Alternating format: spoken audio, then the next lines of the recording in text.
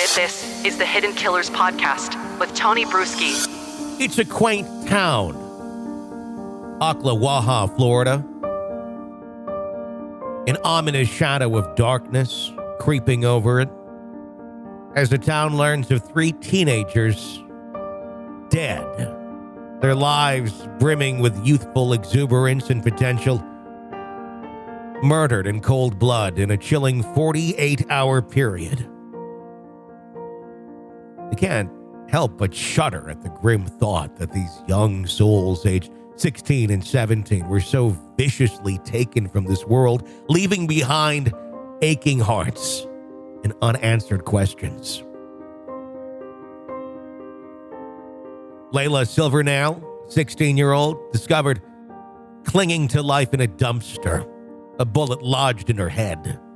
A mere mile away, a 17-year-old boy lay lifeless by the side of the road. And on the 3rd day, as though a morbid offering, another 16-year-old girl was found inside Silvernail's partially submerged car. Senseless carnage, the brutal work of a heartless perpetrator, or perhaps multiple perpetrators, haunting the once peaceful town. As news of the killing spread like wildfire, whispers of a serial killer's presence began to circulate. The Marion County Sheriff's Office, however, was quick to dismiss these ominous murmurs, assuring the public that these tragic murders were an isolated incident. While they dismissed the notion of a serial killer at work, the authorities remained tight-lipped about potential suspects or motives. Slowly, that grim truth will begin to unravel. A 12-year-old boy, Christopher Atkins, and a 17-year-old Robert Robinson arrested in connection with these heinous crimes. They allegedly confessed to at least one of the murders, sending shockwaves through the small town. But the nightmare was far from over. The 3rd suspect at the time, 16-year-old Tosh Bruton, still at large. The senseless deaths were tied to a spat of robberies and burglaries that had recently plagued the town. According to Marion County Sheriff Billy Woods, the killings were gang-related, and all involved victims and suspects alike were associated with a gang in some capacity. The motive for the murders, it seemed, was robbery. One cannot help but ponder the senseless nature of these brutal acts committed by such young souls, their lives barely beginning. What dark turn of events led these teenagers to such a horrifying end? It appears that the 3 victims were together in Silvernail's car prior to their demise. They were shot together and their bodies discarded over the course of 3 days. The chilling echoes of gunshots were the last sound they heard, their final reminder of the terrible fate that had befallen them. The tragedy extends beyond the loss of 3 young lives, touching the hearts of their grieving families and the community as a whole. Layla Silvernail, a talented softball player, beloved teammate, had her life cut tragically short. Her family, in a selfless act of love, chose to donate her organs, allowing her spirit to live on and help others in the wake of this unspeakable tragedy.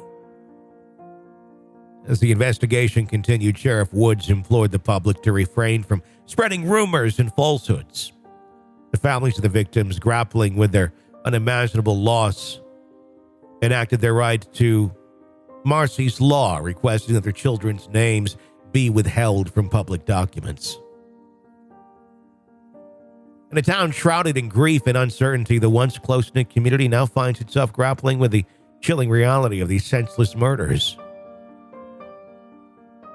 Sheriff Woods, a father himself, lamented the societal failure to hold juveniles accountable for their actions.